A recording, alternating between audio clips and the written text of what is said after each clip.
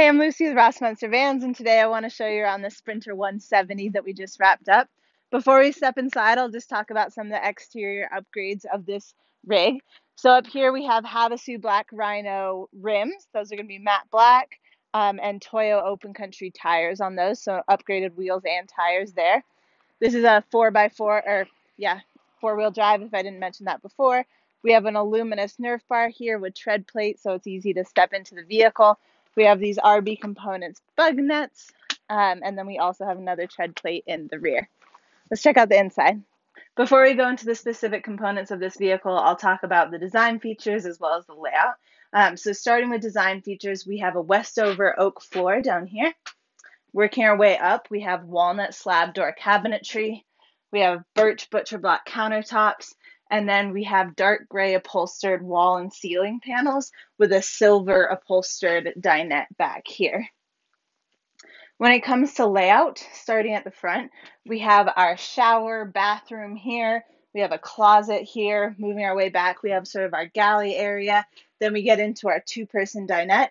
And then we have the bed all the way in the rear with a bit of storage underneath it. So I'm going to start in the front and we'll work our way back. So on the driver's side of this vehicle, we have our bathroom first and foremost. One of my favorite things that we do in vans is make that shower or bathroom blend in with the rest of the cabinetry. So we definitely have that here with this walnut slab door. Once we open that up, you'll see that we have a custom 24 by 30 shower with brushed aluminum walls. And this is also where they're going to store their Sani Potty cassette toilet. So this can obviously be used in the van or taken out. And there's also a nice rod here to hang a shower curtain on. Moving a little bit further back, we have a bifold door for a closet. So this is a really nice roomy closet. It gives us a place to run our water lines through, and then we'll have some nice shelving as well as a place to hang things up as well. Next, I'm going to talk about the galley area. So as I mentioned before, we have this butcher block countertop. We also have a 20-inch flip-up countertop extension to kind of extend your working space in the vehicle. We have a Furrion propane stove. So this is going to be an oven and stove combo with a wire grate. Underneath it, we just have some nice roomy drawers. So those will be great to put pots and pans and some of the heavier cookware in. Those are going to be on our V-latches to keep everything secure while in transit.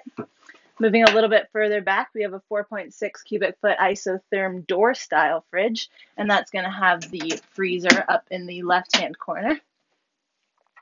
And then beside that, we just have some nice small drawers here, great for spices or cooking utensils like your long spoons, tongs, that kind of stuff. Additionally, when we come up top on this side, we'll have a microwave. So nice for those nights that you maybe don't want to cook. Behind me, we have a 20 by 21 Ruvati sink.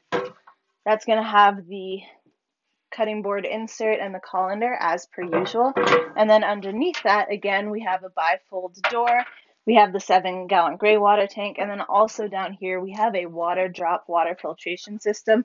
So anything that comes out of this faucet is going to be filtered. So making sure that that's safe, and it's also going to taste good too. Moving back up to this Furrion, I just want to talk about quickly, we have a propane monitor here. What this is going to do is turn the propane on, turn it off, so you don't have to go all the way back to the Propane Locker, which is where you can monitor how full your tank is and just keep it really safe. We also have a propane detector just to make sure that there's no leaks in the vehicle. Moving even further back, we have this nice two-person dinette back here with a lagoon mount table. So we have the lagoon mount, and then on top of it, we have this butcher block table. Some nice things about this dinette that I'll mention. You'll see that we have a little bit of a lift here. Not only does that make both of these seats a little bit more comfortable, but it's also a little inlay in the garage to allow for skis to fit in here full width. Additionally, under the seats, we just have a nice little storage box you can check out there. And then on the driver's side, you'll notice that we have these vents. That's going to be for our Rixen hydronic heat and hot water system to allow this vehicle to be 4-season capable and to pull hot water to our faucet and to the shower in the front. All the way in the rear here, we have our fixed raised bed. So they're going to sleep widthwise. We have these reading lights for both people in the bed. And another cool thing about this is that once we have the mattress in here, this bed is set up to be another seating area. So you can sit on the side of the mattress and kind of hang out with the people in this dinette here. And then we also just have some more uppers over top, as well as a little cubby over my head right here. Next, I'll talk about ventilation in this vehicle. So over the bed, we have our Dometic Penguin AC unit. That is going to run off of shore power or a generator. It's not necessarily going to be fueled by the vehicle's house battery system. We have 2 max air fans in here. One's going to be over this dinette, and then one is over our galley area, more up front there. And then we just have a C.R. Lawrence T-vent window there on the sliding door. So that'll be really nice to bring some breeze in while cooking and just get some nice natural light into the vehicle. Lastly, when it comes to power systems, etc., you'll notice that we have our dimmable LED overhead dome lights as per usual. We have our under cab lights. We have our water pump, fridge, Victron Bluetooth battery monitor to keep track of where everything's at back there. And then we have our ACR so that we can use our vehicle battery to charge our house battery. Let's check out the back. All right, now we're in the rear of the vehicle. I'll show you some of the power systems, water system, and our gas locker that I mentioned earlier. So starting on the passenger side here, we have our power system, or our power cabinet. You'll see that we have 340 amp hours of AGM SuperCycle battery in there.